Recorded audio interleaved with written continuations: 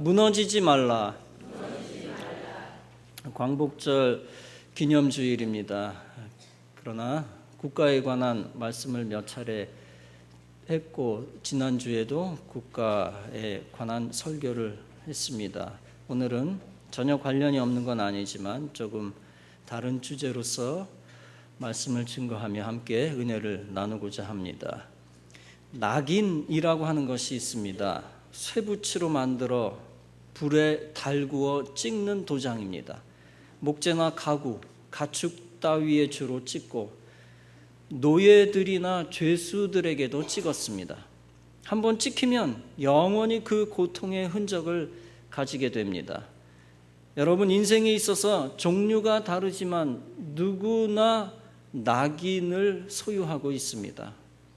죄로 인한 낙인이든 환경에 의해 불가피하게 생겨난 경제적 낙인이든 출신과 성격에 의한 인생의 낙인들이 있습니다. 선천적인 것이든 후천적인 것이든 도저히 바꿀 수 없을 것 같은 비극적인 것들이 있습니다. 그 낙인은 육체에 있을 수도 있고 생각과 마음과 기억에 있을 수도 있습니다.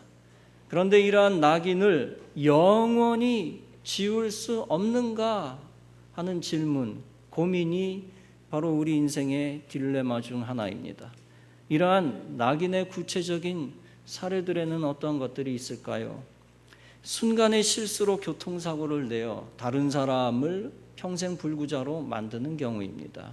지울 수 없는 상처지요. 어떤 이는 6.25 전쟁 때 아군 소년병을 적군으로 오인해서 총으로 쏴 죽인 케이스도 있습니다. 평생 머리에서 씻을 수 없는 아픈 기억이며 비극입니다. 또 어떤 이는 불의의 사고로 몸과 마음이 망가져 버리기도 합니다. 또 어떤 이는 실수로 억대의 재산을 날려버리고 재기하지 못하기도 합니다. 어떤 이는 수년간 입시를 준비했지만 실패하여 전의를 상실하기도 합니다. 어떤 이는 처음부터 고아로 태어나거나 가난하게 태어나 어려움을 겪습니다. 또 어떤 이는 범죄 경력을 가지고 있기도 합니다. 이 모든 것이 인생의 낙인과도 같습니다. 한번 찍히면 영원히 지워지지 않는 도장의 흔적과 같은 것입니다. 이 낙인을 지울 수 없다고 수많은 사람들이 낙심합니다. 삶을 포기하고 심지어 자살하기도 합니다. 얼마 전에는 58세 된 여자가 남편과 사별했습니다. 삶은 어려웠고 카드빚 3천만 원을 졌습니다. 어느 날 낙심하여 22살의 딸을 보고 이렇게 생각했습니다. 내 이 비참한 삶을 내가 반복하게 할 수는 없다. 그리고는 가장 어리석은 결단을 내리고 스카프로 딸의 목을 먼저 졸랐습니다. 딸이 숨진 후 자신도 목숨을 끊으려 했는데 환청이 들립니다. 엄마, 죽지 마. 그제야 정신을 차리고 어머니는 방으로 달려들어가 딸을 안고 흔들었지만 이미 돌이킬 수 없는 상황이 되었습니다. 어머니는 경찰서에서 죽여달라고 소리를 쳤습니다. 한 가련한 여자가 낙심한 후 마귀에게 속아서 마귀짓을 하고만 비극적인 이야기입니다. 이 땅에 이런 불행한 일은 드러난 것 또 숨겨진 것 할 것 없이 이루 헤아릴 수 없이 많습니다. 그러나 낙인이 영원하리라는 고정관념, 이것을 버려야 합니다. 낙인은 지워지지 않고 영원하다. 불행은 영원하다라는 착각 때문에, 그 고정관념 때문에 무너진 인생이 완전히 파멸되어 버리는 것입니다. 낙인에 의해 재기할 힘을 잃어버리고 흔들리고 무너지는 인생이 되어서는 안 됩니다. 나다나엘 호돈이 쓴 주홍글씨라는 유명한 소설을 잘 아실 겁니다. 여주인공 헤스터 프리는 간통을 저지름, 상대 남자는 그녀의 남편이 사고로 죽은 줄로 알았습니다. 그러나 결과적으로 죄를 지었고 죄가 드러났습니다. 그 대가로 그녀는 공개적인 모욕을 당하고 사회로부터 격리되는 처벌을 받습니다. 또한 그녀의 옷에는 간통 adultery를 의미하는 A라는 큰 글자가 붙게 됩니다. 일종의 낙인이라고 할 수가 있지요. 마을 사람들이 모두 그녀가 어떤 사람이를 사람인지 알 수 있도록 하기 위해서였습니다. 그러나 그녀는 자신의 과거의 삶을 초월한 삶을 삽니다. 혼자서 자신의 딸을 기르면서 가능한 평화롭게 삽니다. 기회가 주어지는 대로 다른 사람을 돕고 사회에 봉사하며 살아갑니다. 10년이 지나자 마을의 아이들은 헤스터의 옷에 수놓은 글자가 궁금했습니다.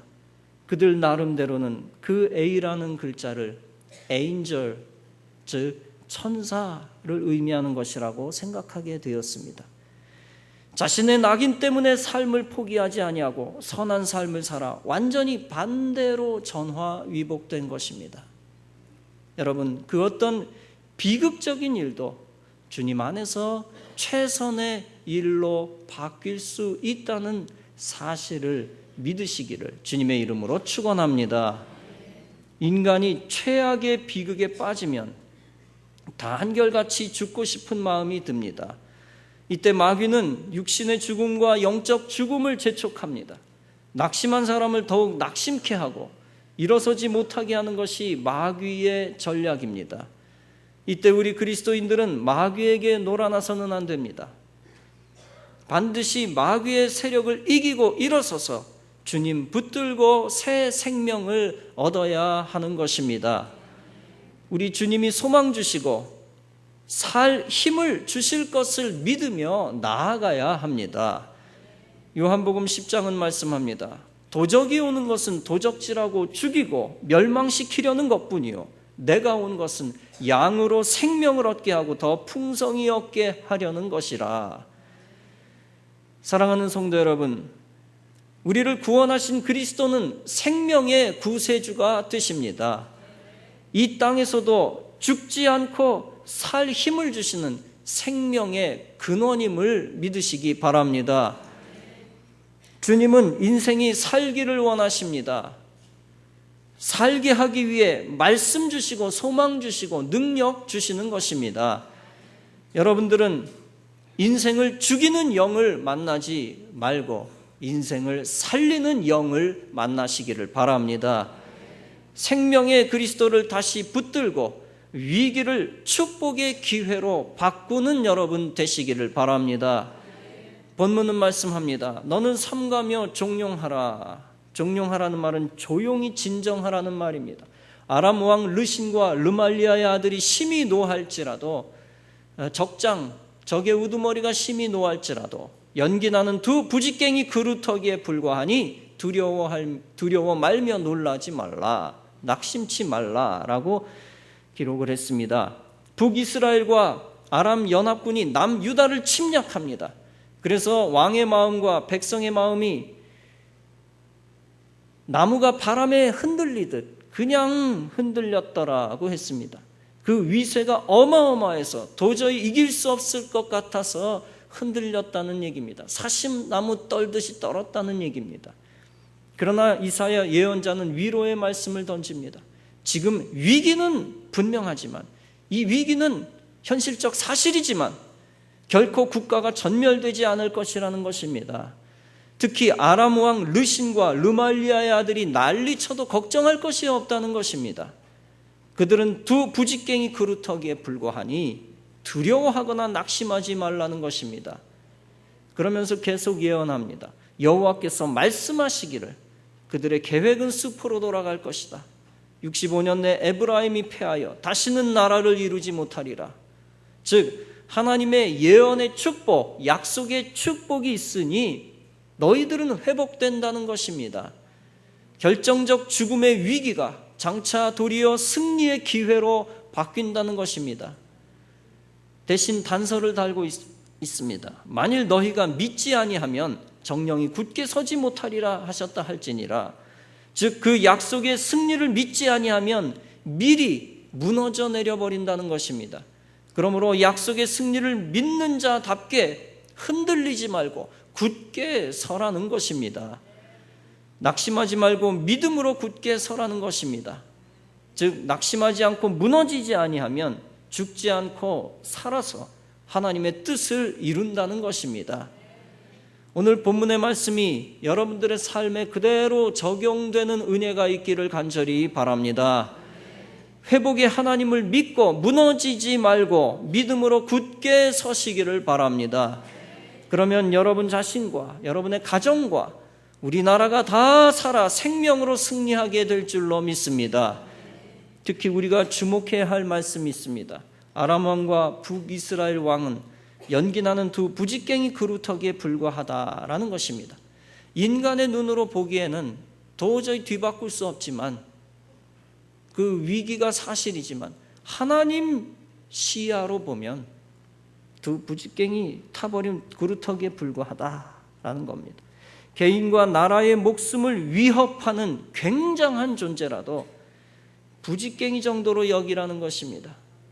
죽음을 선택할 수밖에 없는 악랄한 상황 속에서도 두려워하지 말고 낙심치 말라는 것입니다. 도저히 감당할 수 없을 것 같은 환난을 부직갱이처럼 여기라는 것입니다. 사랑하는 성도 여러분, 환난을 환난으로 보지 않는 특별한 은혜가 있기를 간절히 바랍니다. 죽음의 위기, 인간이 돌파할 수 없는 위기를 주 안에서 가볍게 보는 은혜가 있기를 바랍니다. 그 어떤 절망의 위기도 하나님이 역사하시면 축복의 기회로 바뀌게 될 줄로 믿습니다. 수치와 두려움이 자신감으로, 담대함으로 바뀌는 전화위복의 축복이 있기를 바랍니다. 인간의 힘으로는 할 수 없지만 주님의 능력으로는 불가능한 것이 없습니다. 그래서 누가복음 18장은 말씀합니다. 항상 기도하고 낭망치 말아야 될 것을 저희에게 비유로 말씀하시니라. 하나님께서 그 밤낮 부르짖는 택하신 자들의 원한을 풀어주시지 아니하겠느냐라고 말씀했습니다. 여러분이 어떤 억울한 일을 당해도 기도하면 하나님이 원한을 풀어주시는 것입니다. 여러분, 원한은 내 감정으로 스스로 풀 수 없습니다.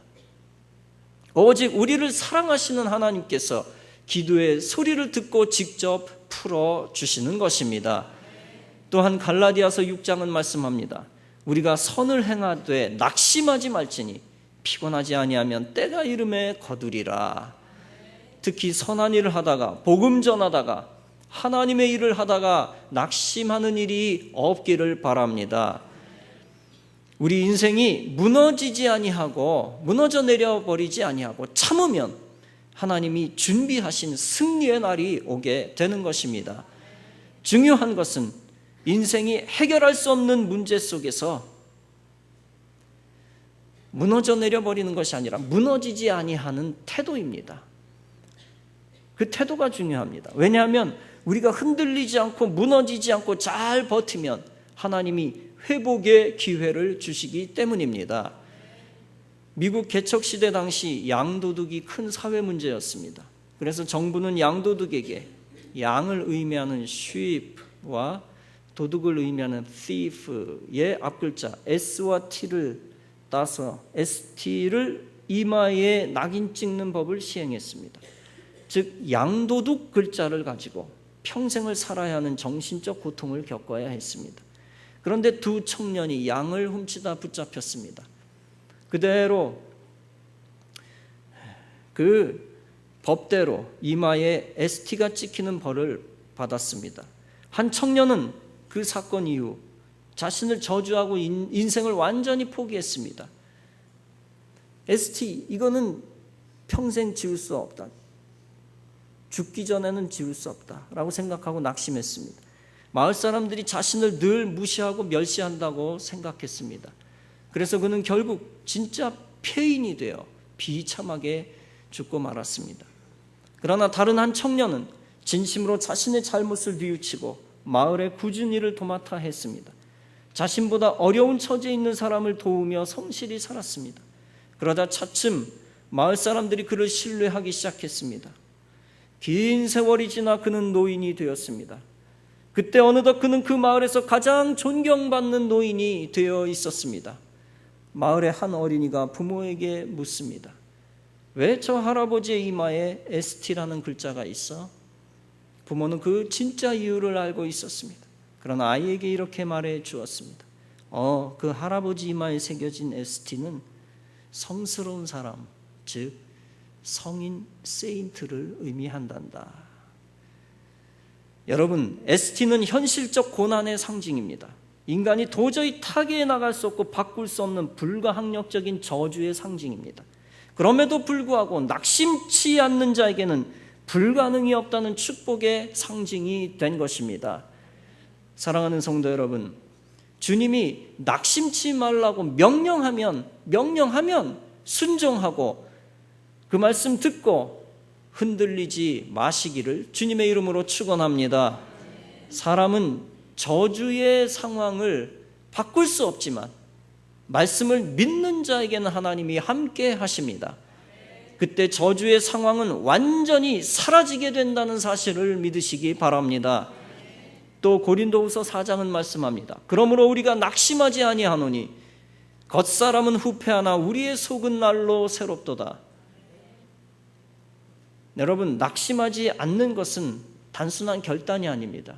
단순한 인간의 결단이 아닙니다. 단순한 감정적 인간의 결단이 아닙니다. 낙심하지 않는 것은 하나님의 뜻인 줄로 믿습니다. 순간 인간적으로 낙심할 수는 있습니다. 그러나 낙심의 마음을 접어야 하는 것은 하나님의 뜻입니다. 하나님은 위기 가운데 낙심하지 않고 새 출발하는 자를 통하여 큰 영광을 받으시는 것입니다. 하나님은 낙심치 않고 주를 찾는 자를 크게 기뻐하십니다. 그리고 그에게 인간이 예측하지 못했던 역전의 상황을 주십니다. 겉사람은 후패하나 속은 날로 새롭도다 라는 말씀은 소망으로 기뻐하라는 말씀입니다. 후패한 겉사람만 바라보면 소망이 생길 수 없습니다. 10년 지나고 20년 더 지나면 주름살은 하나 둘 더 늘어날 수밖에 없는 거죠. 겉사람만 보면 우리는 낙심할 수밖에 없지요. 그러나 반대로 미래에 잘되게 하실 하나님의 축복을 믿고 예측하면 소망이 저절로 생기는 것입니다. 하나님이 생명 주시는 방법이 바로 마음속에 소망을 주시는 것입니다. 하나님이 우리에게 마음의 소원을 주셔서 낙심한 마음을 없애 주시는 것입니다. 소망으로 이기게 하시는 것입니다. 그것이 우리를 통해 하나님이 위대한 일을 이루시는 방법입니다. 즉 더 이상 낙심하지 아니하고 주 안에서 비전을 얻고 그 비전을 붙드는 자를 통해 하나님이 위대한 일을 이루시는 것입니다. 그러므로 소망으로 비전을 보고 일어서는 것이 하나님의 뜻입니다. 그러므로 최악의 악한 상황을 보고 오판하지 말 것입니다. 이것은 내 힘으로 해결할 수 없어. 이제 시간은 다 흘렀고 이제 더 이상 소망은 없어. 포기해야 돼. 가족, 이웃, 친척, 누구든 친구든 사람들은 다 못 믿어. 사람들과 영원히 등져버릴 거야. 내가 가진 것이 이것뿐인데 희망은 절대 없어. 출발선에서 이미 늦어버렸는 걸 포기하고 끝장낼 거야. 여러분, 이것이 다 마귀의 소리입니다. 마귀의 소리에 귀를 기울여서는 안 됩니다. 오히려 생명의 말씀의 소리에 귀를 기울여 주님이 기사회생케 하는 기적을 체험하시기를 바랍니다. 주의 말씀대로 믿고 흔들리지 아니하면 반드시 하나님이 도와주십니다. 여러분, 환난을 이기고 살아난다면 정말 또 온전히 환난을 다 극복하고 생존할 것이라고 믿어지면 그것은 성령님이 함께 하신 증거입니다. 나중에는 더 잘 될 것이라고 믿어지면 그것은 성령님이 주신 생각입니다. 가장 소망 없는 인생이 가장 소망 있는 인생이 될 것이라고 믿고 노력하게 되면 성령님이 역사하신 증거입니다. 그 뜻대로 부르심을 입은 자들에게는 모든 것이 합력하여 선을 이루느니라.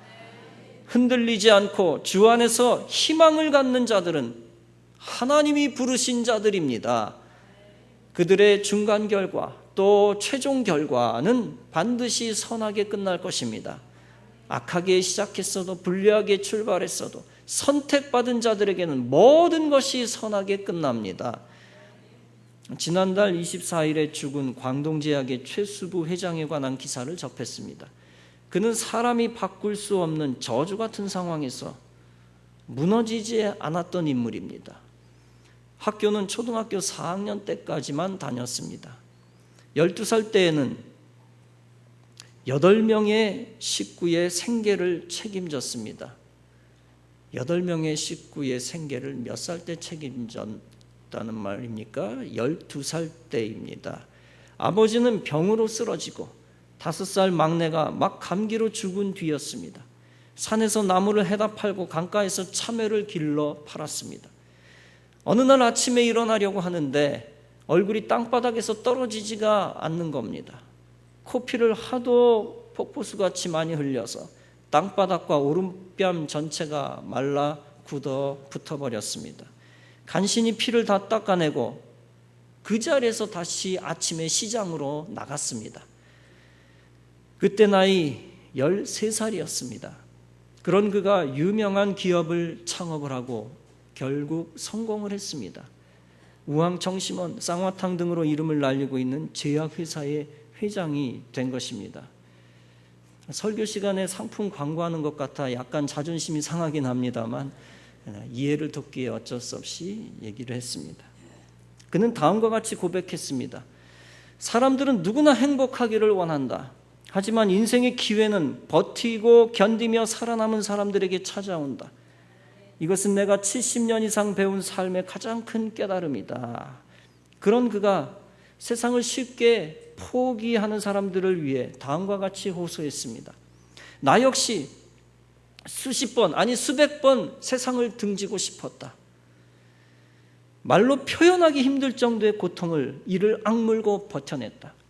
내 얘기를 듣고 많은 사람이 이를 악물고 세상을 버티며 사는 계기가 되었으면 하는 바람뿐이다. 여러분, 죽을 것이냐 살 것이냐 하는 것은 사실 종이 한 장 차이입니다. 순간 어떻게 삶을 해석하느냐에 따라 생사가 갈리는 것입니다. 여러분, 은혜 받은 그리스도인들은 해석을 잘 해야 할 줄로 믿습니다. 아람 왕이 부직갱이 그루터기에 불과하다라고 한 말씀이 바로 환난에 대해 제대로 해석하라는 명령입니다. 다 끝난 것 같은 최악의 상황이라도 믿음으로 다시 보면 아무것도 아니라는 것입니다. 어떤 사람은 작은 환난만 봐도 살 힘을 잃어버리고 죽을 상황으로 해석합니다. 그러나 인생 전체를 송두리째 빼앗아가 버리는 것 같은 환난도 은혜로 해석하면 달라지는 것입니다. 은혜로 해석하면 그 환난 속에서 하나님의 능력만 보이게 되어질 줄로 믿습니다. 아람 왕과 같은 환난이 부직갱이 그루터기에 불과한 것으로 보이는 은혜가 있기를 간절히 바랍니다. 작은 문제를 크게 보는 것이 우리 인생의 악한 습관입니다. 잘못 보고 해석하는 거 악한 습관이죠. 그래서 인생을 파멸로 몰아넣는 경우가 많습니다. 여러분, 문제에 대해서 문제를 보고 문제에 무책임하라는 뜻이 절대 아닙니다. 문제는 큽니다. 문제는 사실입니다. 그런데 내가 문제를 해결할 수 없다라고 하는 사실을 인정하고 주님을 더욱 의지하라는 뜻입니다. 아무리 큰 문제도 주님이 역사하시면 다 전화위복된다는 것을 인정하라는 것입니다. 여러분들은 커 보이는 문제도 작게 보는 은혜가 있기를 바랍니다. 죽을 수밖에 없는 것 같은 상황도 다시 은혜로 해석하시기를 바랍니다. 그렇게 바라보는 태도 가운데 하나님이 복을 주실 것입니다. 그래서 큰 문제가 자연스럽게 해결되는 역사를 체험하게 되어질 것입니다. 사랑하는 성도 여러분, 우리 하나님과 함께 동행하는 여러분 되시기를 바랍니다. 혼자 걸어가면 죽습니다. 우리 하나님과 반드시 동행하시기를 바랍니다. 내 문제를 나 혼자 해결하려고 하면 시름시름 앓다가 끝장나는 것입니다. 그것도 내 힘만 의지하는 것도, 내 힘밖에 없다고 생각하는 것도, 일종의 내 멋대로 해석하고 판단하는 인본주의 가운데 하나입니다. 인본주의로 환난을 바라보는 생각의 인본주의를 버릴 것입니다. 오직 믿음으로 바라보고 하나님 중심의 생각으로 하나님의 시야를 가지고 신본주의의 생각을 가지고 불가능의 벽을 통과하시기 바랍니다. 우리 하나님이 불가능의 벽을 먼저 통과하신 다음에 여러분들의 손을 잡아 통과시켜 줄 것입니다. 악한 상황에 대해 해석을 잘못 내려 감정적으로 무너지는 일이 없기를 바랍니다. 불신앙의 마음, 부정적인 생각의 습관 때문에 어떤 습관입니까? 아이 죽겠네. 에이 참 재수가 없네. 이런 부정적인 습관과 말, 그리고 어두운 생각, 그리고 하나님이 없다고 생각하는 악한 마귀적인 생각, 또 불평의 습관 때문에 돌파할 길을 못 보는 어리석음을 범하지 말 것입니다. 우리 가운데 시온의 대로는 여전히 열려져 있습니다. 부정적인 생각 때문에 바로 코앞에 실제 존재하는 시온의 대로를 보지 못하는 것뿐입니다. 단지 영과 육을 죽이는 마귀의 영을 주인 삼아 눈이 어두워졌기 때문입니다. 반대로 살리는 영, 그리스도의 영을 주인 삼아 은혜의 눈이 떠지고 믿음의 눈이 열려지는 은총이 있기를 바랍니다. 그러면 그 믿음의 눈을 다시 뜨면 시온의 대로 위에 있는 문제거리들은 그야말로 부지깽이의 그루터기일 뿐이라는 사실을 알게 될 것입니다. 사랑하는 성도 여러분, 절대 불신앙으로 인하여 무너지는 인생 되지 말고 절대 신본주의 신앙으로 불가능을 가능케 하는 여러분 되시기를 바랍니다. 그래서 하나님을 기쁘시게 하고 귀하게 다시 회복되어 쓰임받는 주의 큰 뜻을 이루어드리는 능력의 종 다 되어지시기를 주님의 이름으로 축원합니다.